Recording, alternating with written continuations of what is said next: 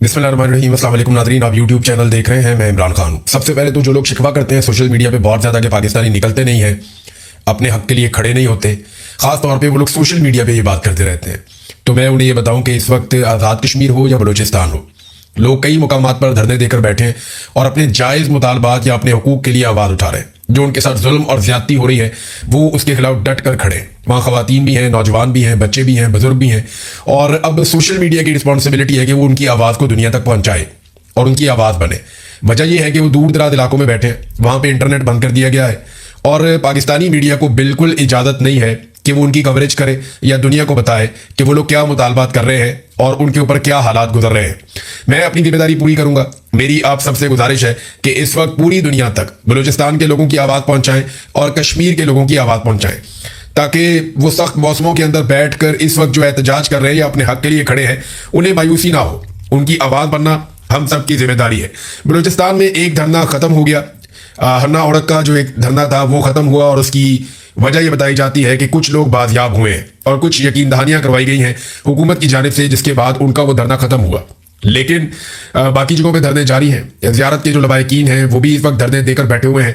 जबकि एक और इन्फॉर्मेशन मुझे मिली जो बड़ी हैरानकुन और परेशानी वाली बात है कि जो पुलिस एहलकार हैं वो अपने इस्तीफे जमा करवा रहे हैं। इसकी कंफर्मेशन नहीं आ रही, लेकिन ये बार बार गर्दिश कर रही है सोशल मीडिया पर या बलूचिस्तान में लोग क्लेम कर रहे हैं बार बार, क्योंकि जब तक सरकारी तौर पर इसकी तस्दीक नहीं की जाती तब तक हम कुछ कह नहीं सकते और सरकार ऐसी खबरों की तस्दीक जल्दी करती नहीं है। बहुत ज़्यादा डीमोरल हुई है पुलिस और सिक्योरिटी फोर्सेस बलूचिस्तान में, और उन्हें लगा कि उन्हें अकेला छोड़ दिया गया मरने के लिए और उनका साथ किसी ने नहीं दिया जब वो दहशतगर्दों का मुकाबला कर रहे थे। 200 की तादाद में दहशतगर्द आए हुए थे और वो चारों तरफ से घेर कर गोलियां चला रहे थे।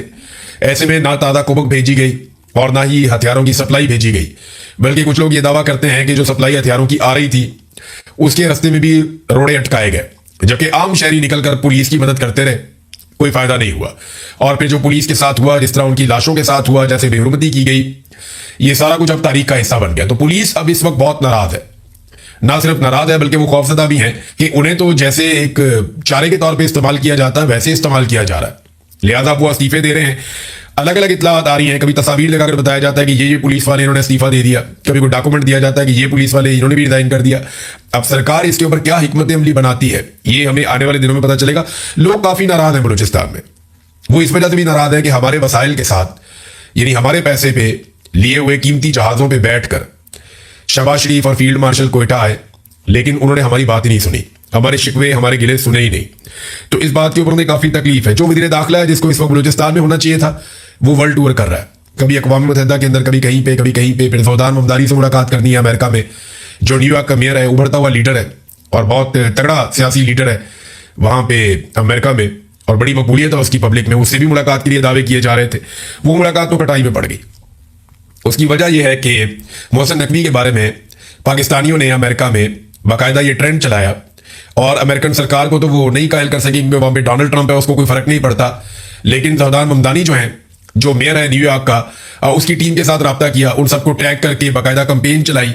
इसमें कुछ डॉक्टर्स हैं वो बड़े इंपॉर्टेंट रोल प्ले करते रहे, उसके अलावा कुछ सहाफ़ी भी हैं, वकास अहमद साहब भी हैं। वो लोग ये लिखते हैं कि अगर आप मोहसिन नकवी जैसे फाशिस्ट आदमी से मुलाकात करते हैं तो इसका मतलब है कि आप उन लोगों के साथ ताल्लुकात बना रहे हैं जिन्होंने मुझ पर दबाव डालने के लिए मेरी फैमिली को पाकिस्तान में अगवा किया और उन्हें नुकसान पहुंचाया। ये काम तो अहमद नूरानी साहब के साथ भी किया गया, शहबाज गिल के साथ भी किया गया, उनका भाई उठा लिया, यहाँ पे जो शहजाद अकबर साहब है उनके साथ ये किया गया, अजहर मशवानी के साथ ये किया गया, कई लोगों को खुद अगवा किया गया, कई लोगों की फैमिलियों को अगवा कर दिया गया, कई लोगों के खानदानों को दरबदर कर दिया गया। तो ये सब की कहानी है। तो अब जो इन्फॉर्मेशन आ रही है, अब तक की इतला, वैसे ये बहुत घुने हैं, कोई पता नहीं इन लोगों की मुलाकात हो ही जाए, पूरा जोर और ताकत तो ये लगा रहे होंगे, लेकिन अब तक की जो इतला आ रही है, ममदानी ने मुलाकात करने से इनकार कर दिया और ये दावा किया जा रहा है सोशल मीडिया के ऊपर जो एक्टिविस्ट हैं अमेरिका में मौजूद पाकिस्तानी, उनकी जानिब से कि जनाब जो एक पहले मुलाकात तय की गई थी वो मुलाकात अब कैंसिल कर दी गई है। मेयर ममदानी की जो कम्युनिकेशन डायरेक्टर हैं उन्होंने ये स्टेटमेंट दिया और ये दावा किया महलका समदानी ने कि अब ममदानी मुलाकात नहीं कर रहा मोहसिन नकवी से, क्योंकि उसको इस बात का आइडिया हो गया कि ये फाशिस्ट लोग हैं, इन्होंने पाकिस्तान में कत्लो गारतगिरी की है, बहुत नुकसान पहुंचाया पाकिस्तानियों को, लिहाजा वो मुलाकात मनसूख हो गई है। वज़ीर दाखिला को इस वक्त होना चाहिए था बलूचिस्तान में, लेकिन वो दुनिया का टूर कर रहा है, क्योंकि आसिफ मुनीर साहब से जो ताल्लुकदारी अजीजदारी है वो शौक पूरे करने के लिए। इस आदमी को शौक था वज़ीर आला बनने का, 1 साल तक वज़ीर आला रखा गया, इस आदमी को शौक था क्रिकेट के मैदानों पर राज करने का, इसको पीसीबी का चेयरमैन बना दिया गया। फिर शौक पूरा किया गया, पाकिस्तान का सबसे ताकतवर होता वजीर दाखिला पाकिस्तान बना दिया गया, सेनेटर बना दिया गया। फिर अब शौक पूरा किया जा रहा है, वजारत खारजा का भी शौक पूरा करना है। तो आसिम मुनीर के इक्तदार का सबसे ज्यादा फायदा अगर किसी को हुआ तो वो मोहसिन नकवी को हुआ। एक दिन राणा सनाउल्लाह ने कहा कि जी मोहसिन नकवी साहब की बड़ी मेहरबानी है कि वो कहीं शहबाज शरीफ साहब की जगह वजीर आजम नहीं बन गए। तो अगर फील्ड मार्शल आसिम मुनीर चाहे तो किसी वक्त भी कोई निगरान सरकार बना के या कौमी हुकूमत तश्कील देकर वो मोहसिन नकवी को वजीर आजम पाकिस्तान भी बना सकते हैं। उन्हें पूछने वाला कौन है? जो दिल करता है डंडे के दौर पे करते चले जा रहे हैं। पाकिस्तान में कश्मीर के हालात नाज़रीन यहां तक पहुंच गए हैं कि जेलों की सूरत काफी खराब है। मुझे कई लवाहिकीन ने बताया कि जेलों के अंदर जो उनके प्यारे बंद हैं या जिन्हें पकड़ लिया गया इस तहरीक के दौरान, उन्हें मजबूर किया जा रहा है वीडियो बयानात देने के लिए। खासतौर पर मैंने आपको पहले बताया था कि अहमद फरहाद साहब पे बहुत दबाव है और उन्हें कहा जाता है कि आप एक वीडियो बनाएं और वीडियो बनाने के बाद आप अपने घर जाएं, लेकिन वो वीडियो बनाने से इनकारी है, वीडियो बना नहीं रहे। अच्छा, मेरे ख्याल में अगर वो वीडियो बना भी देंगे ना तो उनको इतनी जल्दी नहीं छोड़ेंगे जब तक कि ये मामला पूरा रिजॉल्व नहीं कर देंगे। अब उन्हें बहुत सारी वीडियो चाहिए। करेंगे वो ये कि जिस वक्त ऑपरेशन करेंगे इन वीडियोस को साथ चलाएंगे, अवाम के कुछ इंटरव्यूज साथ चलाएंगे, सेलेक्टिव किस्म के कुछ सियासतदान अपने लोगों को इकट्ठा करेंगे, उनके इंटरव्यूज करवाएंगे। तो ये साबित करने की कोशिश करेंगे जी कि आजाद कश्मीर तो किसी और तरफ खड़ा है और वो जो लोग गिरफ्तार हुए थे उन्हें अपनी गलती का एहसास भी हो गया और बहुत सारे लोग कौमी धारे में वापस आ गए। तो ये चंद शर पसंद है, इन्हें हम नहीं छोड़ेंगे। तो इस किस्म का एक तासर बनाया जाएगा। जैसे हमेशा से पाकिस्तान की मिलिट्री एस्टेब्लिशमेंट तहरीकों को कुचलती आई है, अवामी उमंगों के खिलाफ जो है वो फैसले करती आई है और अवामी तहरीकों को हमेशा इन्होंने इसी तरीके से दबाने की कोशिश की है। चाहे वो बलूचिस्तान हो, चाहे वो बांग्लादेश हो, चाहे वो खैबर पख्तूनख्वा के कबायली इलाके हो। अभी वहां से एक वीडियो आ रही थी, उसमें टीडीपी के लोग बैठे हुए हैं एक स्कूल के अंदर।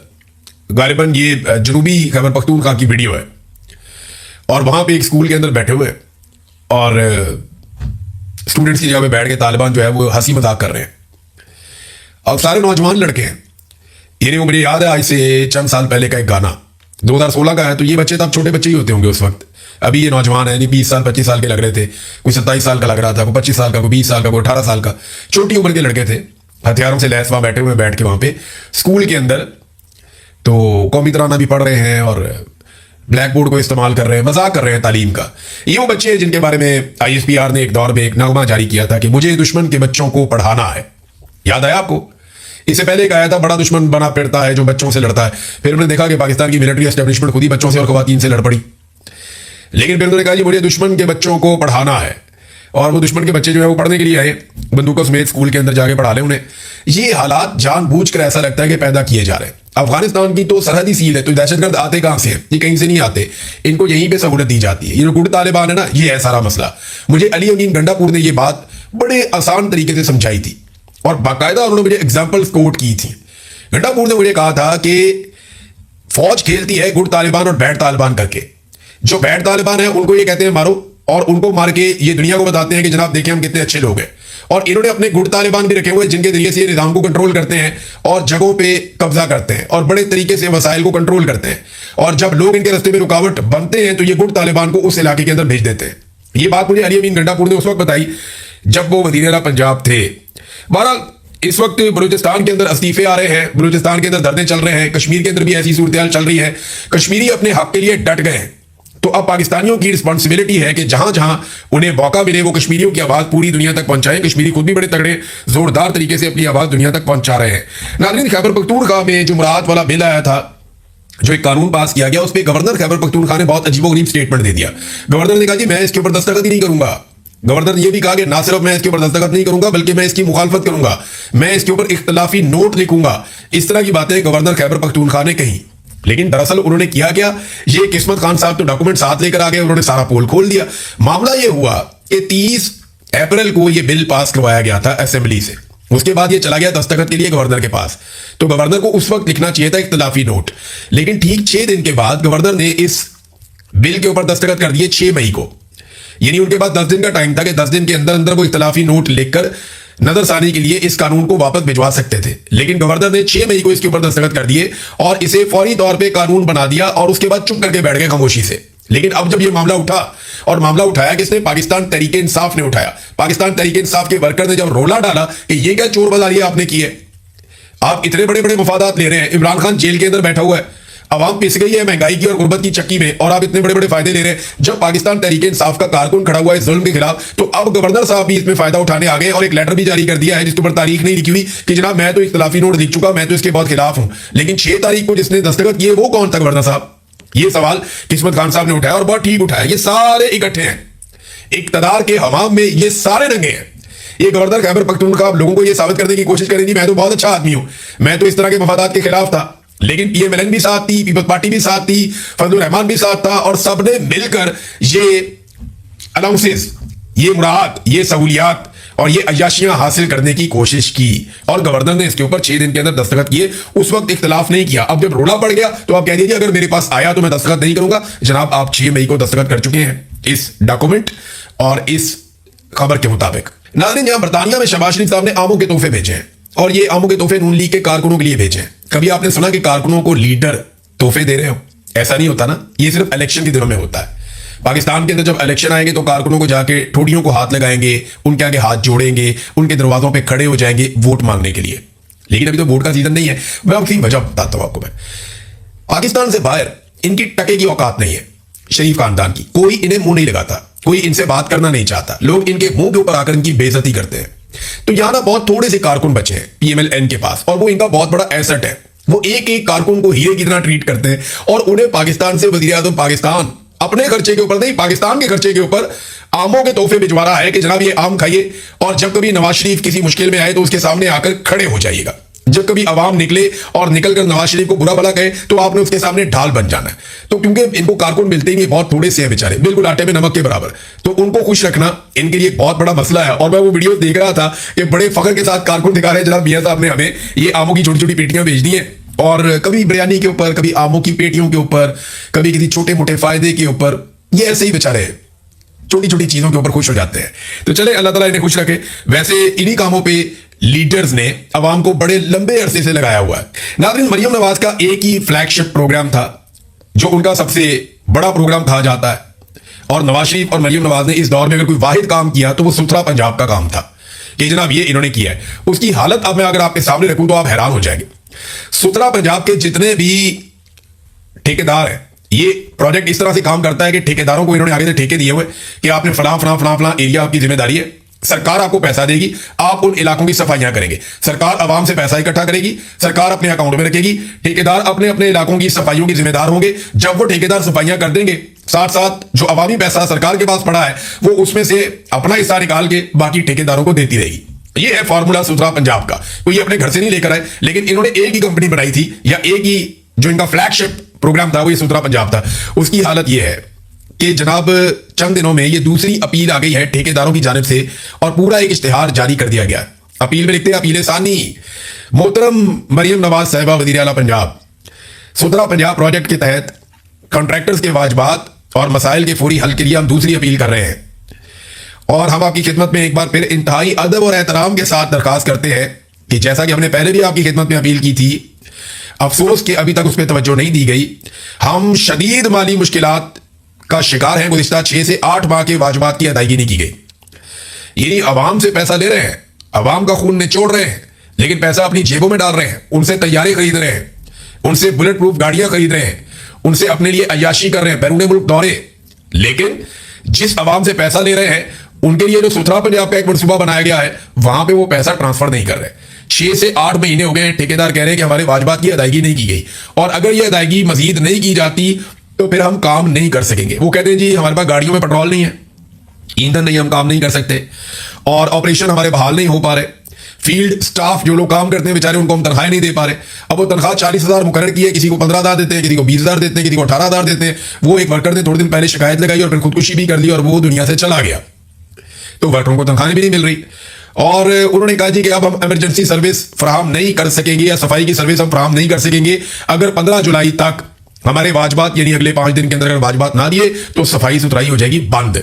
इसके बाद उन्होंने कहा जी हमें अपने अमले की तनख्वाहों की अदायगी के लिए सख्त माली दबाव का सामना है। वो कहते हैं बड़ी मेहरबानी होगी कि आप हमें पैसे दे दें। और ये इन्होंने आगे लिखा कि जनाब जो कॉन्ट्रैक्टर हैं बड़ी मेहरबानी है कि तरला मिन्नत ये सारा। तो एक ही इनका प्रोजेक्ट था जिसके ऊपर ये बड़ा फकर करते थे, उस प्रोजेक्ट की हालत भी मैंने आपके सामने रख दी। अवाम को नाज़रीन इन्होंने बिजली का एक बड़ा खौफनाक झटका लगा दिया है। मिसाल के तौर पर कैसर शरीफ साहब ने एक ट्वीट किया, जमात इस्लामी से इनका ताल्लुक है। उन्होंने एक बिल लगाया जो 290 यूनिट का है, उसमें लिखा है कि जी यूनिट जो है वो सिर्फ 290 है और बिल जो है वो 55,000 रुपए है। अब ये किस खाते में आया यार? 300 यूनिट तक इन्होंने बिजली मुफ्त देनी थी, 290 यूनिट वाले को 55,000 रुपए का बिल डाल दिया और ये जमात इस्लामी के कैसर शरीफ साहब ने टीवी के ऊपर और सोशल मीडिया के ऊपर शेयर भी कर दिया। अब आए आप एक और चीज पे कि पहले ये होता था कि 6 माह तक अगर आपने एक बार भी 200 यूनिट से ज्यादा इस्तेमाल किया तो आप प्रोटेक्टेड कैटेगरी से बाहर चले जाएंगे, यानी आपने 200 यूनिट से कम इस्तेमाल करना है हमेशा। अगर 6 माह में एक दफा भी आप 200 यूनिट से ऊपर गए तो आपको प्रोटेक्टेड कैटेगरी से निकाल दिया जाएगा, चाहे आप 2 यूनिट भी इस्तेमाल करें अगले महीने, लेकिन आपको बिल महंगा आएगा। ये एक इन्होंने तरीकाकार बनाया हुआ था। अब वो जो कैटेगरी है 6 माह वाली वो भी खत्म कर दी गई, क्योंकि बहुत सारे लोगों ने इस बात को यकीनी बनाया कि वो हर सूरत 200 यूनिट से नीचे ही रहेंगे और वो इस कैटेगरी में आ गए और वो इसका फायदा उठा रहे थे। लेकिन अब सरकार ने ये वाली कैटेगरी भी खत्म कर दी है और बिजली की कीमत तो वो लगातार बढ़ा रहे हैं, बढ़ाते चले जा रहे हैं। तो अवाम को बिजली का एक के बाद एक झटका लगाया जा रहा है और लगातार लगाया जा रहा है। तब तक के लिए इतना ही अपना ख्याल रखिएगा, अपने इस चैनल का भी। अल्लाह हाफिज़।